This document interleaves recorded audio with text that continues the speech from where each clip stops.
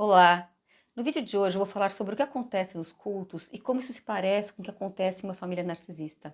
É difícil a gente conseguir entender o que acontece com uma pessoa quando ela se vincula a um culto, porque ela muda muito de comportamento. É difícil entender como o grupo consegue exercer um domínio psicológico tão grande nos seus participantes que os leva a fazerem coisas que normalmente eles não fariam. Um exemplo de culto e do poder que eles podem ter sobre os seus seguidores foi um culto que foi liderado por Jim Jones na década de 70, onde quase 1000 pessoas se suicidaram porque o líder disse para eles fazerem isso. Como é que uma pessoa consegue ter esse grau de domínio sobre as outras? Que estratégias psicológicas são usadas nos cultos? Será que compreender o que acontece nos cultos poderia nos ajudar a entender o que acontece no fascismo? Nesse vídeo eu vou falar sobre o que é um culto, qual a relação dos cultos com os narcisistas, qual o perfil dos líderes desses grupos, como que se dá o processo de dominação e de controle nos cultos, como que uma pessoa pode se recuperar depois de sair de um culto e como é que as dinâmicas de uma família narcisista se parecem com o que acontece nesses grupos. Se você gostar desse vídeo, deixe o seu like, não se esqueça de se inscrever no canal e de ativar o sininho. Assim você receberá semanalmente novos vídeos sobre narcisismo e psicologia. Antes de falar sobre o que acontece nos cultos, eu acho importante definir o que é um culto. Cultos são práticas rituais voltadas para a adoração de uma divindade realizadas por um grupo. Além de divindades, também há cultos que reverenciam antepassados, pessoas, seres sobrenaturais ou mesmo a natureza. Todas as religiões um dia foram um culto. Então, um culto não é algo bom ou ruim em si mesmo. Qual é o problema? O problema é que grande parte dos cultos usa a crença das pessoas para manipulá-las. E essa manipulação tem o objetivo de oferecer vantagens para uma pessoa ou para um pequeno grupo que lidera esse culto. Essas vantagens podem ser poder, prazer, prestígio ou dinheiro.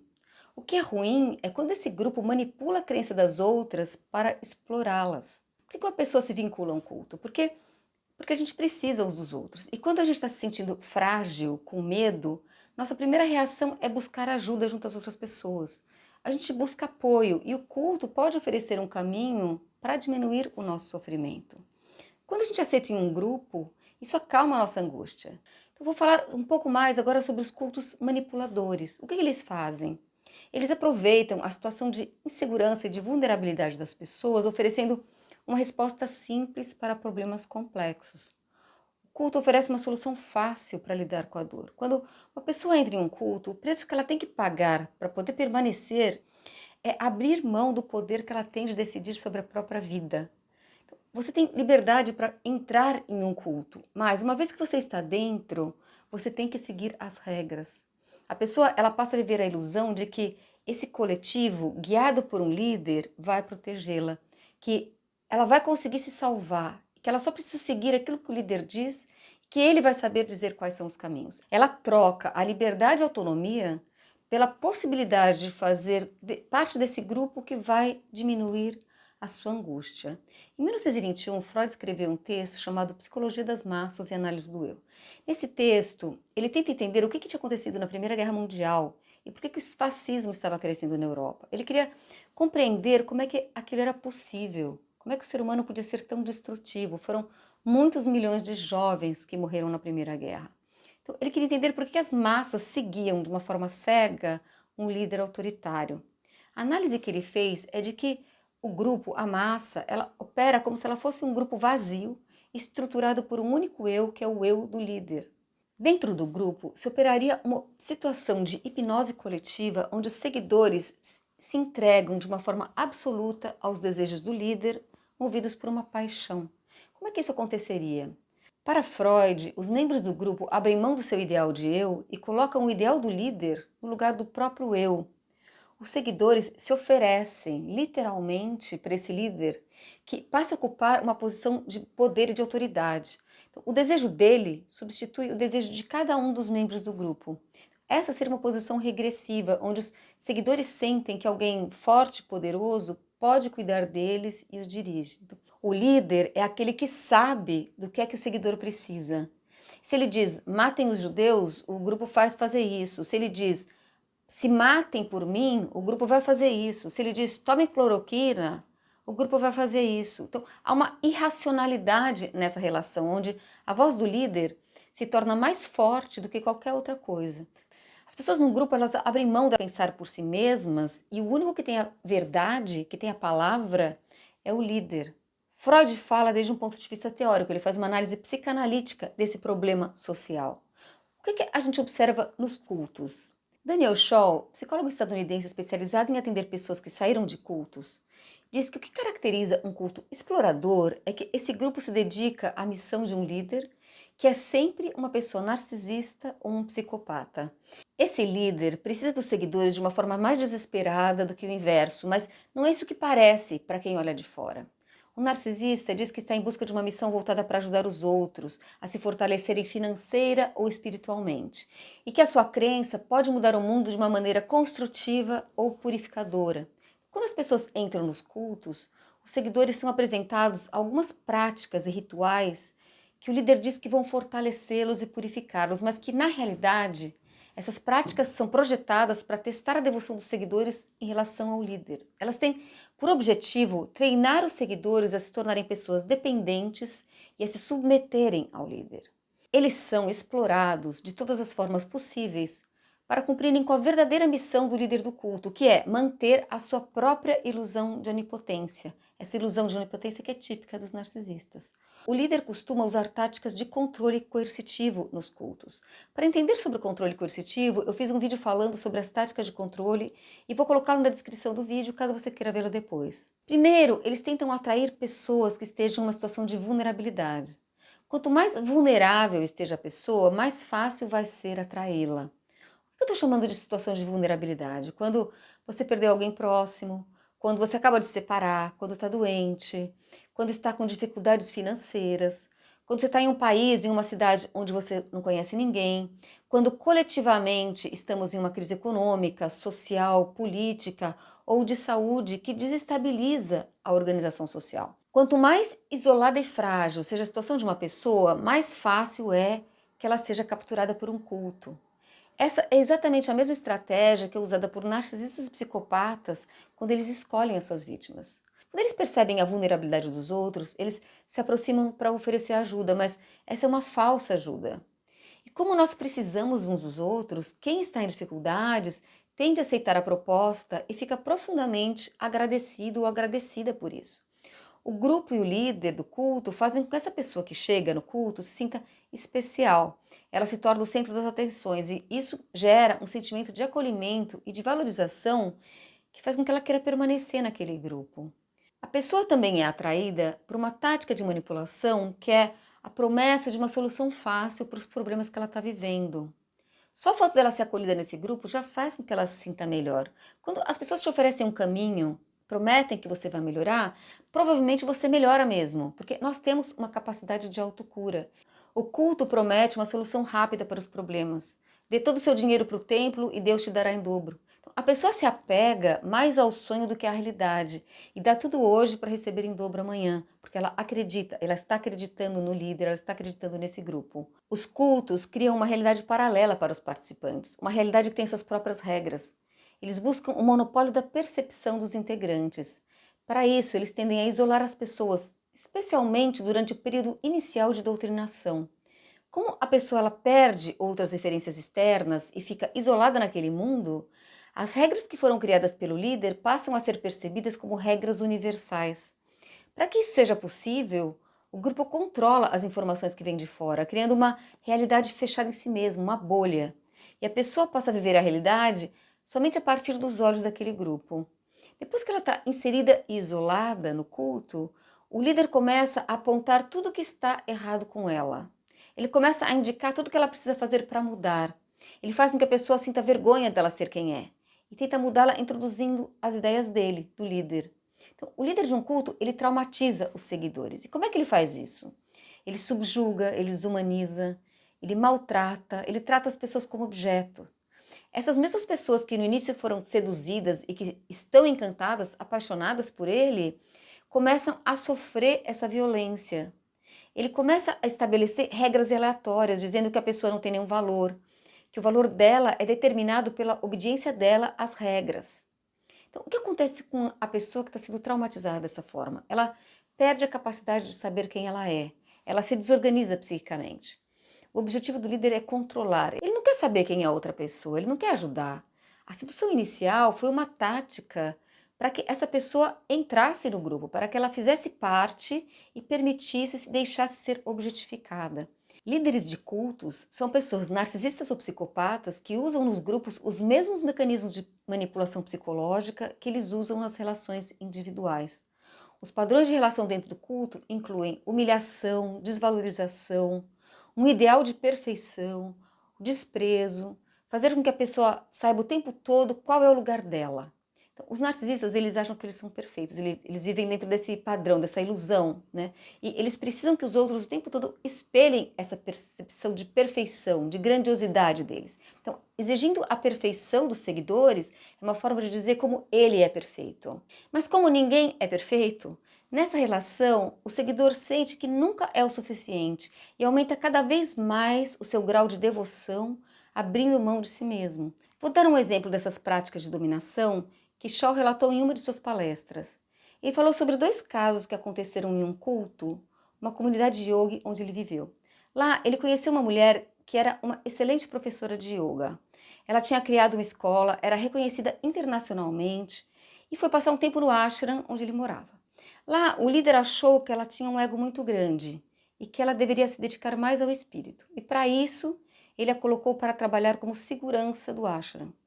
Com o tempo, essa mulher, que era uma pessoa radiante, com muita energia, foi ficando apagada e triste. Ela perdeu praticamente tudo o que ela tinha em nome do culto. O mesmo aconteceu com uma outra moça que tinha um cabelo ruivo lindo, comprido. O líder lhe disse que aquilo era vaidade, que ela deveria raspar a cabeça e estar mais concentrada nos afazeres espirituais.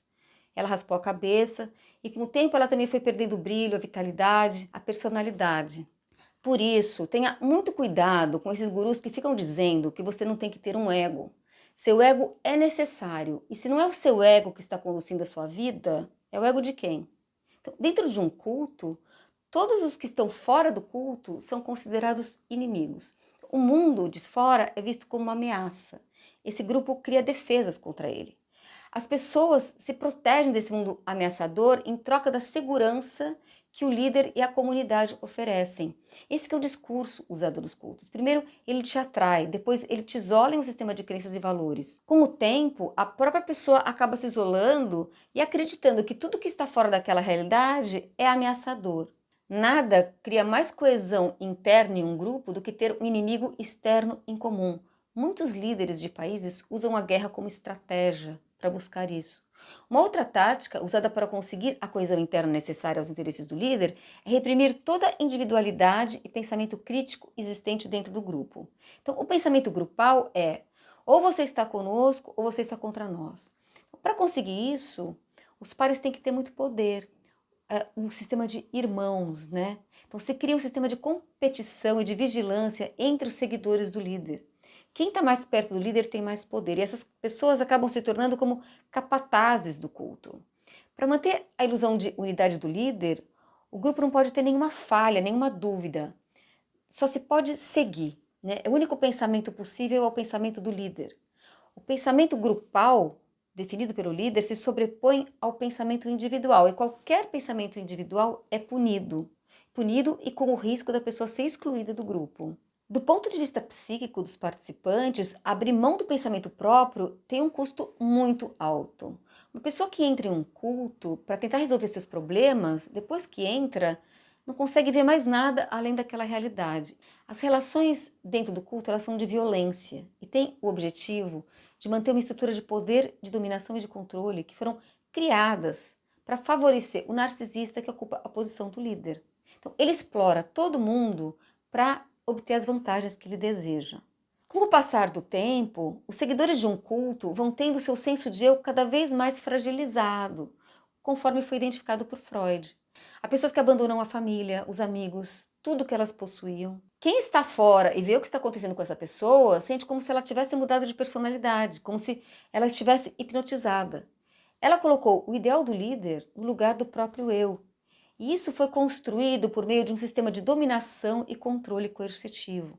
É importante saber que para que os processos de dominação e controle sejam efetivos, no início eles precisam do consentimento da vítima.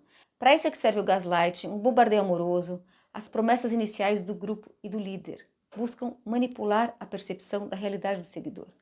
Isso faz com que pareça que essa relação seja consensual e cooperativa, mas é uma relação de manipulação. Os membros do culto parecem ter sofrido uma lavagem cerebral. Com o tempo, as opiniões do culto se tornam as opiniões deles. Uma vez que acontece esse grau de aceitação da realidade do outro, é muito difícil para a pessoa, para a vítima, conseguir sair desse relacionamento. A base dessas relações é um vínculo traumático que foi criado entre o líder e os seguidores. Nas relações onde existe um vínculo traumático, há uma grande alternância entre reforço positivo e punição, entre idealização e rejeição. Então, isso ajuda muito a manter o vínculo e faz com que as pessoas fiquem cada vez mais presas.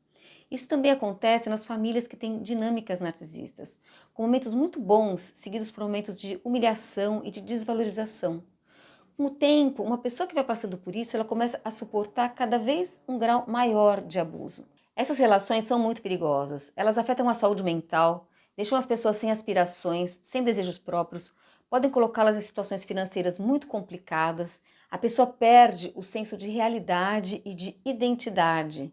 Ela perde o senso dela mesma, se entregando totalmente ao líder carismático, acreditando nas promessas e nas aspirações dele, né? Ela abre mão de tudo, até chegar a um ponto em que não há quase nada mais dela mesma. Pode ser devastador para uma pessoa passar por isso. Qual o nível de poder que um culto pode chegar a ter sobre os seus integrantes? Eu vou falar com mais detalhes do caso real que eu citei no início do vídeo, do culto Templo dos Povos, que ficou muito famoso na década de 60 e 70, que foi liderado por Jim Jones nos Estados Unidos. Para quem não conhece essa história, esse culto foi criado na década de 50 por Jim Jones. Nos anos 70, ele decidiu criar uma comunidade agrícola na Guiana. Mais de 900 pessoas o seguiram e foram viver com ele nessa comunidade. O sonho do paraíso perdido não durou muito. Na Guiana, o grupo começou a se desestruturar, eles ficaram sem dinheiro para a manutenção da comunidade e quando Jones viu a derrocada de tudo, ele decidiu que todos deveriam se suicidar antes que chegasse o fim do mundo que ele estava prevendo. Naquele momento, a comunidade estava sendo visitada por um dos congressistas dos Estados Unidos em função de denúncias que tinham sido feitas sobre o que estava acontecendo lá. Esse congressista foi assassinado, assim como todos que se recusaram a tomar o veneno que Jones dizia que eles deveriam tomar. E quem não foi assassinado se suicidou voluntariamente. Havia mais de 300 crianças no grupo, foi uma tragédia. O que é importante ver nessa história é o grau de poder, de dominação e de controle que o líder de um culto pode chegar a ter sobre os seus seguidores. O mesmo tipo de dinâmica que nós vemos nos fascismos. Como é que se pode ajudar uma pessoa a sair de um culto? Quer ele seja religioso, político, familiar ou mesmo em um casal. Para alguém conseguir sair do estado de transe que é provocado pelo controle coercitivo, é preciso que a pessoa saia da dissociação cognitiva, que ela reconheça que ela está sendo manipulada, que aquela realidade é ilusória. Como é que se pode fazer isso? Nos cultos, pode começar a se questionar a infalibilidade do líder. Pode ser muito difícil para os seguidores aceitarem que esse líder pode estar errado, que ele pode falhar. Aceitar a falha do líder é aceitar a própria falha, aceitar o erro que foi todo o investimento que ela fez naquela realidade. Ela pode sentir muito medo de voltar para a situação de desamparo inicial em que ela estava, mas ainda pior, porque de forma geral ela vai sair do culto muito mais desamparada do que ela entrou. Lá dentro ela foi explorada, expropriada, abriu mão dos seus valores, fez coisas das quais ela pode depois sentir vergonha, pode sentir culpa, remorso. E ela não vai mais poder responsabilizar o líder nem o grupo pelo que ela fez. Então, quanto mais essa pessoa investiu nessa realidade, mais difícil vai ser para ela conseguir sair. Maior vai ser a sensação de fracasso e de desilusão. Por isso, a pessoa pode resistir muito e demorar para conseguir sair desse ciclo abusivo. Uma pessoa pode chegar a se suicidar para não abrir mão da crença, como aconteceu no caso de Jim Jones. Depois que a pessoa percebeu, né, que ela foi enganada, o erro em que ela caiu, isso pode fazer com que ela se sinta profundamente vazia e traumatizada. Ela teve uma perda da própria identidade, ela vai precisar reconstruir um novo ideal para si mesma. E precisa de apoio nesse processo, já que o ideal que ela tinha era o ideal que estava fora dela. E esse ideal que ela tinha, que era o ideal do líder, foi muito destrutivo para o próprio eu dela. As pessoas ficam desestruturadas, elas ficam muito desorganizadas. E elas podem internalizar uma voz violenta e crítica que podem perdurar por muito tempo falando dentro dela. O passo seguinte para ela conseguir sair da situação de dominação é reconhecer que os valores que foram a base para sua adesão ao grupo eram falsos. Quando ela percebe isso, não só o próprio eu, mas a visão da realidade desaba. Isso é muito desorganizador, porque além de ela não saber mais quem ela também não consegue saber o que é realidade, o que é verdade, em quem ela pode confiar. É preciso fazer um processo de luto de tudo que ela perdeu. E toda raiva e frustração por ter sido enganada pode se voltar contra ela mesma. A pessoa pode se deprimir, se culpar por ter entrado no culto, por ter aceito as imposições, por ter acreditado no líder, por ter aberto mão da própria vida e da sua visão da realidade. Depois do luto, há um processo de reconhecimento de si, de reconstrução do eu, onde você precisa aceitar o que aconteceu, a pessoa precisa se perdoar e criar um novo ideal de vida, em um lugar seguro. Existe um grande risco nesse momento que quando a pessoa sai de um sistema de crenças, ela acabe substituindo esse por outro, ela pode entrar em um outro culto, porque dessa forma ela não se responsabiliza pelo que aconteceu, ela se entrega. Como uma família narcisista se parece com um culto? Para Daniel Scholl, líderes de culto e pais narcisistas são as mesmas pessoas que usam as mesmas estratégias em papéis sociais diferentes. Entender como age um ajuda a entender como age o outro. Nas famílias onde um dos pais é narcisista, ele se comporta como um líder de culto. Ele sequestra a percepção da realidade dos outros, fazendo com que todos vivam com medo dele e que queiram agradá-lo. Então, essa família tende a ficar muito isolada do mundo, com uma visão distorcida da realidade, da mesma forma que os cultos. Os filhos podem ter uma dificuldade muito grande em criar um senso de identidade, porque essa pessoa foi criada para estar a serviço das necessidades desse pai ou dessa mãe, que se comportava como um líder manipulador. Por isso é que quando uma pessoa vem de uma família narcisista, ela é muito mais vulnerável a entrar em outras relações abusivas. Ela pode ter um ponto cego em relação a comportamentos de dominação e de controle, ter dificuldades para colocar limites que protejam o eu. Ela está muito acostumada a viver num mundo onde o seu eu não é respeitado. Pode ser muito difícil para uma pessoa que tem pais narcisistas se posicionar frente aos outros, porque o eu dela foi estruturado de uma forma frágil. Ela não tinha o direito de existir, ela não tinha direito de desejar, de ser quem ela era, desde que ela nasceu. Então, isso favorece que essa pessoa, quando ela chega em um culto ou conheça uma pessoa narcisista, ela tem uma sensação de familiaridade. O vínculo traumático que foi criado nas relações primárias podem fazer com que essa pessoa repita uma vez e outra a mesma experiência. Por que uma pessoa faria isso, né? Porque, na verdade, é porque ela quer superar os traumas iniciais. Ela vive a mesma experiência porque ela quer encontrar um novo resultado. É o que o Freud chamou de compulsão à repetição. O problema é que quando uma pessoa que veio de uma família assim entra em um culto ou em uma relação abusiva com um narcisista, em lugar dela se recuperar, ela vai ter o seu ego ainda mais fragilizado pela exploração e pelo abuso. Se você cresceu em uma família onde um de seus pais era o líder e o outro um seguidor, é possível que a única forma que você tenha encontrado na vida para sobreviver tenha sido se alinhar com as necessidades de dominação e de controle do pai narcisista. Porque o outro pai se comportava como um seguidor e não te protegia. Então, há muito de culto nisso. Com isso, você não foi defendido na sua infância e acabou tendo que se tornar como que um membro desse culto familiar. Apesar do sofrimento que essas relações geram, existe possibilidade de recuperação do abuso narcisista.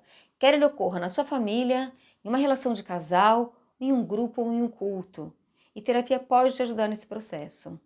Se você gostou desse vídeo, não esqueça de deixar o seu like. Se quiser receber novos vídeos sobre narcisismo e psicologia, inscreva-se no canal e ative o sininho. Semana que vem tem mais. Espero ter ajudado e até a próxima. Tchau!